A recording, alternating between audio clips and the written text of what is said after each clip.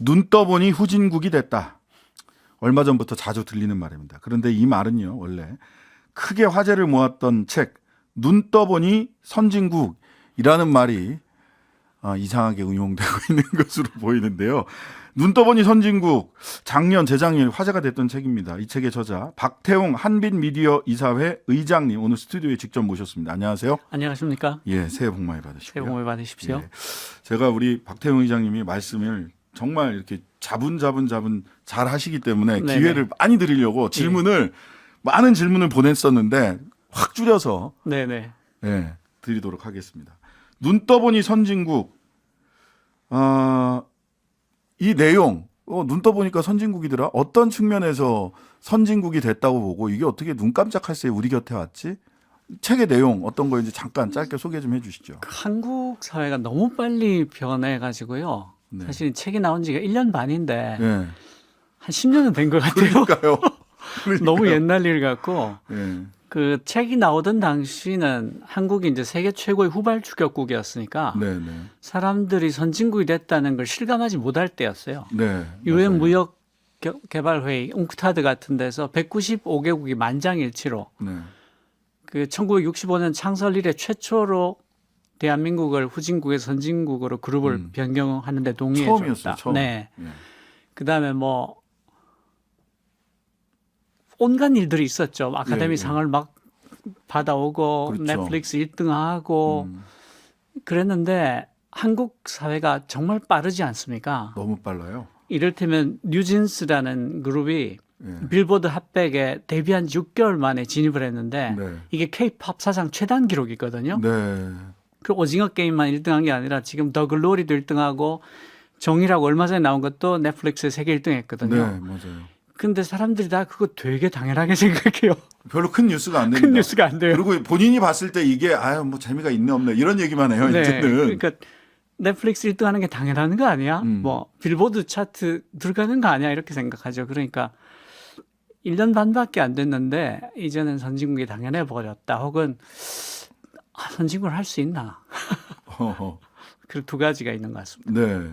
근데 그때 자 이런 수치라든지 여러 가지가 보여주는 선진국에 확실히 진입이 됐다. 근데 그렇다면 이제는 우리가 다른 기준을 가지고 우리 대한민국을 봐야 된다. 이런 말씀을 하셨어요. 이게 과거에 성장기 때 기준, 중학생 때 기준으로 성인을 계속 바라보는 거 아니야? 이런 취지의 말씀 주셨죠? 네, 사실은 그것 때문에 그걸 쓰게 된 건데요. 네. 그 사춘기 때 하던 일하고 어른이 돼서 하던 일이 달라집니다. 네. 예를 들어서 경제도 마찬가지인데요. 음. 그 요소 투입에 의한 성장을 계속할 때가 있어요. 뭐 노동, 자본. 네네네. 그러니까 8시간 일하던 걸 12시간 일을 해서 네. 물건을 더 많이 생산해서 돈을 더 벌자. 네. 지금 중국이나 파키스탄, 뭐 베트남 이런 데 그렇게 인도 하고 뭐 있죠. 이런 데. 네. 그런데 선진국이 된다고 하면 그런 요소 투입에 의한 성장으로는 안 된다라는 게 있어요. 네. 뭔가 하면 우리가 10명에서 10개 만들던 걸 12명에서 12개를 만들면 음. 분명히 생산은 2개가 늘었지만 예. 실제로 생산성은 하나도 안 는 거거든요. 그렇죠. 그러니까 이런 거예요. 이 단적인 예가 2002년도에 주 5일 근무제를 도입할 때 정전년을 비롯해서 조중동 경제신문들이 난리가 났습니다. 나라 망한다 그랬어요. 삶의 질 높이려다 삶의 터전을 잃습니다. 아, 뭐 이러기도 하고 지금은 때가 아니다. 늘 이런 얘기가 나오죠. 지금은 때가 아니다. 그때는 언제 오는지 모르겠어요. 네. 그리고 토요일에 근무를 하지 않는 것만으로도 전 직원의 연봉이 13.6%가 인상되는 효과가 있다. 그게 그럴듯한 말이잖아요. 네. 그런데 그래서 어떻게 됐냐면 2003년도에 3.1%였던 경제 성장률이 이후 4년 동안 내내 4.3에서 5.8%를 유지했어요. 네. 노동 시간은 3%가 줄었는데 시간당 노동 생산성은 5%가 올라갔어요. 네. 이게 무슨 뜻인가 하면 후진국형으로는 더 이상 올라갈 수가 없다. 생산력 발전이 있을 수가 없다. 그러니까 이를테면 4단계에서 3단계로 올라갈 때 네. 4단계로 진입하는 점수가 65점이면 네. 3단계로 들어가려면 75점은 돼야 돼라는 뜻이에요. 그렇죠. 그러니까 이렇게 함으로써 생산성이 떨어지는 기업들이 도태되고 최소한 이 정도 수준으로 생산성을 높인 기업들이 살아남는 거예요. 그러니까 네. 자원이 순정하게 더 집중이 되는 거죠. 네, 네. 그렇게 해서 우리가 여기까지 왔거든요. 네. 근데 갑자기 주당 60시간 넘게 일해라니 뭐 이런 것들이 62시간 나왔습니다. 이게 뭔가 하면 눈 떠보니 선진국이 됐는데 네. 우리는 선진국이 돼 있는데 후발 추격국, 후진국의 전략과 태도를 유지하고 있는 거예요. 시대차하고 안 맞죠. 네. 그런 식으로 가려면 갈 수는 있어요. 그런데 우리 급여를 굉장히 많이 낮춰야죠. 그거를 어떻게 견딥니까? 그러니까요. 지금 이 고물가 시대에.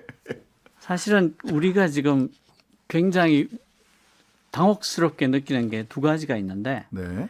하나가 선진국이 됐는데도 불구하고 여전히 후발 추격국의 전략과 태도를 가지고 있다. 네. 그러니까 1970년대 개발도상국의 사고방식과 태도를 가지고 선진국이 된 상황에서 그걸 유지하려고 한다. 네. 그러면 대표적인 게 어떤 게 있을까요? 방금 말씀드린 게 그거예요. 노동 시간. 노동 시간을 늘리자. 어. 그다음에 또 대표적인 게 이런 게 있어요. 그 반도체를 우리가 계속 경쟁을 유지하기 위해서 반도체 학과를 만들자. 예, 대통령이 엄청나게 강조하고 있고 네, 대학들이 네. 전부 다 그 방침 때문에 네. 반도체 학과 증원해야 된다라는 거에 다 몰빵 네. 죄송합니다. 아주 집중하고 있습니다. 근데 실제로 이게 반도체가 10나노, 7나노, 3나노 이렇게 가잖아요. 네. 그 1나노가 10억분의 1미터거든요. 네. 그러면 이게 굉장히 파장이 짧은 빛으로 왜냐면 폭이 너무 좁으니까 그렇죠. 그 회로도를 그려야 됩니다. 네, 네. 근데 그렇게 하려면 EUV라고 예. 극자회선을 써야 되는데 네. 그 파장이 너무 짧아서 네. 거울로 빛을 모아야 되는데 기존의 거울들은 다 그 빛을 흡수해 버려요. 아. 반사가 안 됩니다. 그렇군요. 예, 네. 그래서 그 EUV를 반사할 수 있는 거울은 전 세계에서 독일에 있는 칼자이스라는 곳밖에 못 만듭니다. 아, 자이스 그 네네네. 안경 만들고 네네네. 뭐 하는 안경알 만드는 그런데 그죠? 거기다가 그렇게밖에 모릅니다, 저는. 파장이 짧아지면 예. 소재들하고 상호작용이 다 달라져요. 예. 그래서 이 소재들이 다 바뀌어야 됩니다. 네. 그러니까 무슨 뜻인가 하면 네. 학부 수준에서 할 수 있는 게 아무것도 없다는 거예요. 반도체학과 학부에 많이 만들어봤자 지금의 기술에서 발전시킬 수 네네. 있는 방법을 찾을 수가 없다. 그러니까 유체역학, 물리학, 네. 소재공학, 기계공학 이것 중에서 최고급 학자들이 학제적으로 예. 협력을 해도 될똥말똥이에요. 아. 그러니까 반도체 학부를 만들 게 아니라 원천 기술이 10년이 됐든 20년이 됐든 30년이 됐든 네. 원천 기술이 기초과학이 발전할 수 있도록 눈 딱 감고 지원을 해주는 것 외에는 답이 없는 거예요. 또 있습니다. 그거 비슷한 예가 또 있는 게 대통령이 뭐 양자역학 이번에 스위스 뭐 가서 독일에서 양자역학 공부했다 얘기하셨어요. 그러죠. 그래서 우리가 앞서가자 그러지 않습니까? 네. 우리나라 그 양자역학을 가르치는 게 물리학과잖아요. 네. 우리나라 대학 10개 중에 7개의 물리학과가 없습니다. 네. 점점 더 없어지고 있어요. 없어요. 지방에는 국립대 빼놓고는 싹 사라졌습니다. 네. 그러니까 양자역학을 하겠습니다고 떠드는 게 70년대 방식이라는 거예요. 네. 정말 그렇게 하고 싶으면 10개 중에 7개 대학에서 물리학과가 없다는 현실에 대해서 이해를 해줘야 되는 거죠. 그럼요. 그러니까 이런 식으로 낮게 달린 열매를 따먹으려고 하는 방식. 그러니까 뭔가 쉽게 네. 즉자적으로 뭘 할 수 있다고 생각하는 게 아주 전형적인 선진국이 되었음에도 불구하고 후발 추격국의 태도와 전략을 갖고 있다. 이 대표적인 사례가 될 거예요. 네. 지금 선진국이 되었음에도 불구하고 후발 주자의 태도를 가지고 있는 것에 그 몇 가지 사례를 들어주셨는데요. 그러니까 말하자면 윤 대통령과 현 정부가 지금의 시대를 이해를 못 하고 있는 거다. 못 쫓아가 이해는 하는데 못 쫓아가는 거다. 뭔가요? 그러니까 이해를 했으면 그 쫓아가겠죠, 사실. 예. 시대착오적이다. 혹은 우리가 선진국인 거를 이해하지 못하고 있다. 예. 그렇게 생각하는데요. 그러니까 눈 떠보니 선진국이라는 책이 나왔는데 원래 아마 작년 후반기에 가장 큰 유행어 중에 하나가 눈 떠보니 후진국일 예, 거예요. 그 얘기예요. 그래서- 박태웅 의장님 책이 그 말을 불러온 겁니다. 네, 눈 떠보니 후진국. 저보고도 눈 떠보니 후진국을 써달라는 요구가 굉장히 많은데 예. 사실은 저는 지금 시기가 예. 선진국으로 가기 위해서 반드시 겪어야 될 통로일 수도 있다라고 생각을 해요. 어떤 면에서 뭔가 하면 우리가 오래 달리기를 해보면요. 네, 몸의 가장 약한 부분부터 아프기 시작해요. 맞습니다. 밸런스가 깨진 부분부터 아프기 시작합니다. 그러니까 우리가 선진국이 되기 위한 마지막 고비로 무엇이 모자란가? 뭐가 부족해서 지금 아픈가? 왜 지금 우리가 숨막히게 눈 떠보니 후진국이라는 생각이 드는가? 네, 사실 자세히 생각해 보면요. 이런 일들은 그전에도 있었어요. 네, 그전에도 있었는데 지금 우리가 굉장히 더 민감하게 느끼게 된 거예요. 네, 왜냐하면 우리가 선진국에 들어와 버렸기 때문에. 예, 예를 들면 그 동경올림픽 때요. 네, 우리가 굉장히 놀라운 일을 했었는데 네, 4등을 한 팀과 선수들을 굉장히 열심히 응원을 하고 즐거워했어요. 네, 네. 여자 배구 4등 했거든요. 맞아요, 맞아요. 굉장히 기뻐했어요. 네, 남자 네. 높이뛰기 4등 했거든요. 네, 그 친구 포즈를 보시면 어, 금메달이에요. 맞아요, 맞아요. 얼마나 즐거워하는지. 근데 사실은 그게 우리가 메달을 따지 못하는 4등을 즐거워한 최초의 올림픽이었어요. 네, 그러니까 우리가 지금 이렇게 눈 떠보니 후진국이라고 굉장히 아파하고 속상해하고 어떻게 여기까지 왔는데 이렇게 후퇴하고 있느냐라고 하는 것도 사실 우리가 선진국이 됐는데 네, 마지막 고비를 넘어가고 있는 것일 수도 있다. 그러니까 지금 우리가 해야 될 일은 뛰면서 생각을 하는 거죠. 아, 아, 여기가 제일 약한 부분이구나. 예, 여기가 밸런스가 깨져 있었구나. 그러면 내가 이 부분을 좀 더 운동을 많이 해야 되겠다. 네, 이쪽 밸런스를 안 깨게 하려면 달리는 폼을 바꿔야 되겠다. 축복을 바꿔야 되겠다. 네, 이렇게 할 수 있는 좋은 시기이기도 하다. 예. 지금 보니까 어디가 밸런스가 지금 마지막 고비 어디 밸런스가 제일 많이 깨져 있습니까? 사실 이런 지금? 거죠. 우리가 헌법 제1조가 민주공화국이다 하잖아요. 그렇죠. 근데 민주공화국의 기본 정신이 견제와 균형이에요. 네, 견제 없는 권력은 반드시 타락한다. 그럼요. 근데 우리가 보고 있는 것은 아, 견제 없는 권력들이 이렇게 많았구나. 이럴 수가. 뭐 검찰. 네, 이를테면 기소 독점권을 갖고 있잖아요. 네, 거기다 판사도 마찬가지예요. 네, 외국은 대체로 배심원제를 갖고 있는 데가 많고요. 그게 아니더라도 판사를 선거로 뽑는 경우가 많습니다. 네, 그런 경우도 있고. 그래서 1년에 뉴욕만 해도 1년에 10명씩 판사를 해고를 해요. 네, 파이어 합니다. 그렇게 되면 함부로 판결을 못 하겠죠. 네, 거기다가 그 이해관계 충돌에 대해서 굉장히 엄격하게 봅니다. 그렇죠. 너 저 사람하고 아는 사이였는데 그 사람이 피고인데 너 왜 기피 신청하지 않았어? 어우, 즉시 해고 당합니다. 큰일 납니다. 근데 한국에서 뭐라 그러죠? 그걸 전관예우라고 부르죠.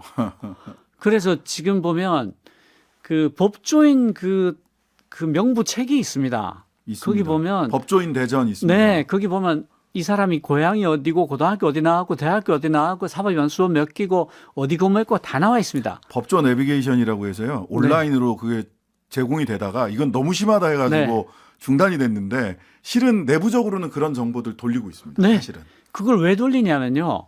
그걸 보고 그 판사와 연관이 있는 변호사를 구하기 위해서 그걸 하는 겁니다. 맞습니다. 근데 그게요. 해외 미국이든 영국이든 그거 판사가 미리 고백하지 않으면요. 바로 잘립니다. 거기다가 공무원들도 절대로 견제받지 않죠. 네. 이를테면 작년에 기재부가 세수 수입 추계를 하는데요. 61조 원을 틀렸습니다. 맞습니다. 어마어마했습니다. 61조 원을 틀렸는데 아무 일이 없어요. 누가 책임지는 겁니까 이거? 아무도 책임지지 않죠. 예. 근데 61조씩을 틀려버리면요. 경제 전망을 그렇게 틀리면 만약에 어떤 기업에서 CFO가 그렇게 틀렸으면요. 오. 3족을 멸했을 겁니다. 삼족을. 진작에 잘렸어요. 예, 예. 나라 회사 말아먹을 일이 있어요? 아무 일이 없잖아요. 그러니까 한국이 그 엘리트 카르텔형 부패 국가라고 하잖아요. 부패 순위로 보면 30몇 등 바깥이에요. 네, 32위 정도 됩니다. 네, 그게 왜 그러겠어요? 견제받지 않은 권력이 너무 많거든요. 그러니까 우리가 지금 시기에 알아야 될 일은 내 몸에 가장 약한 부위가 여기네. 견제받지 않은 권력이다. 네네. 박태영 의장님이. 이거 바꿔야 되겠네. 그리고 선진국이 됐음에도 불구하고 후진국 후발 추격국의 전략을 갖고 있네. 이런 모조리 같은 일이 있나? 이거 바꿔야 되겠네. 네. 그다음에 정당들도 왜 정당들이 정책이 하나도 없지? 자세히 보니까 이거 적대적 공생 아니야? 네. 이거 바꿔야 되겠네? 네. 이런 것들을 하나씩 차곡차곡 기록으로 쌓고 네. 바꿔 나갈 것들을 잘 정리해서 대안을 만들어 놓고 그 대안들을 하나씩 실행해 나간다면 네. 이 눈떠보니 후진국의 시대가 조금도 아깝지 않을 수 있다. 예. 우리를 바꾸고 수정하고 아픈 곳을 찾아서 한 발짝 더 나아갈 수 있는 계기가 될 수도 대안들을 있다. 끄집어내고 그 대안들에 대해서 공감을 쌓아 나가고 조금씩 구체적인 실행 계획을 만들어 나간다면 참 그랬으면 좋겠습니다. 네. 네. 근데 이제 최근에 예전에 한국 축구가 패스를 못하면 패스 연습을 해야 되는데 정신력으로 이기라고 그래요. 네, 맞습니다. 정신력이 문제야. 헝그리 정신이 없어. 해가지고 자꾸 대통령이 우리 보고 야, 더 열심히 일하면 돼라고만 말씀을 하시는 것 같아서. 그거 정말 좋은 예인데요. 히딩크 씨가 와서 한 말이 네. 체력은 기술은 좋은데 체력이 나쁘다고. 네, 그랬죠. 그 사람이 한 일이 그 정말로 체계적으로 신밖에다 달고 셔틀런에서 최고 신박까지 도달한 다음에 얼마나 빨리 신박이 평소 신박으로 돌아오느냐를 네. 만들었거든요. 그걸로 세계 4강을 갔죠. 네.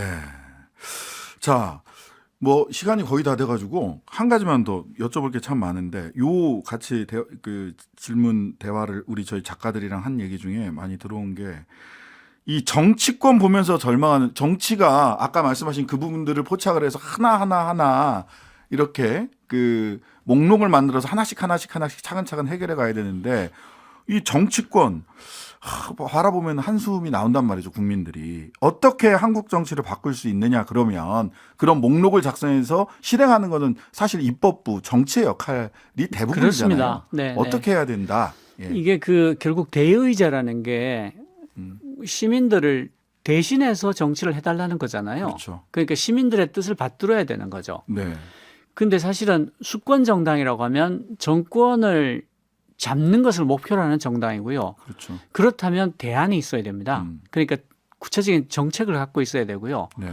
그러니까 섀도우 캐비넷 정도는 가지고 있어야 되는 거죠. 적어도. 예. 그런데 지금 제1야당이라는 민주당의 기재부가 어디에 있나? 보건복지부가 어디에 있나? 그분들이 5개년 계획이 있나? 10개년 네, 계획이 있나? 네. 없단 말이에요. 안 네, 보인단 말이죠. 네, 네. 그러니까 172명이 국회의원이 있다고 할 때 조직된 역량이라는 게 있나? 안 보인단 말이죠. 네. 그리고 그 해당 방면에 각계의 전문가들이 있지 않겠습니까? 네. 사실은 국회의원들은 전문가들은 아니거든요. 네. 네. 각계의 전문가들을 꾸려서 하나의 플랫폼을 만들고 있나? 어느 것도 예라는 답이 나오지 않잖아요. 네. 그러니까 결국은 신문에 어떤 기사가 크게 나오고 네. 사람들 그 얘기를 많이 하면 멘트를 날려요. 네. 네. 그러니까 데일리 멘트당이라는 그런 얘기들이 있습니다. 비난을 받게 되죠. 네, 그러니까 네. 그 대의제에서 시민의 뜻을 받들려면 수권정당, 정책정당으로서 섀도우 캐비넷을 하고 그 관련 분야의 전문가들, 시민들을 끌어안아서 네. 함께 일할 수 있어야 된다. 네. 그렇지 않으면 그냥 데일리 멘트당으로 적대적 공생으로 정권을 받는 것 외에 딴 건 기대할 수가 없을 것이다 라고 네. 말할 수 있을 것 같아요. 네. 자, 새해 우리 박태웅 의장님 눈 떠보니 선진국의 저자, 눈 떠보니 후진국이라는 말이 횡행하는 이 시점에서 오늘 좀 뭐 포괄적인 진단을 해주신 것 같고요. 그 다음에 민주당도 적대적 공성관계를 넘어서서 섀도우 캐비넷 정도는 만들어야 된다라는 말씀까지 들었습니다. 벌써 마칠 시간이 다 됐습니다.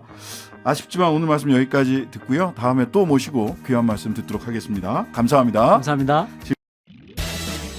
하루 종일 기다려지는 진짜 시사. 평일 저녁 6시 5분 신장식의 뉴스 하이킥.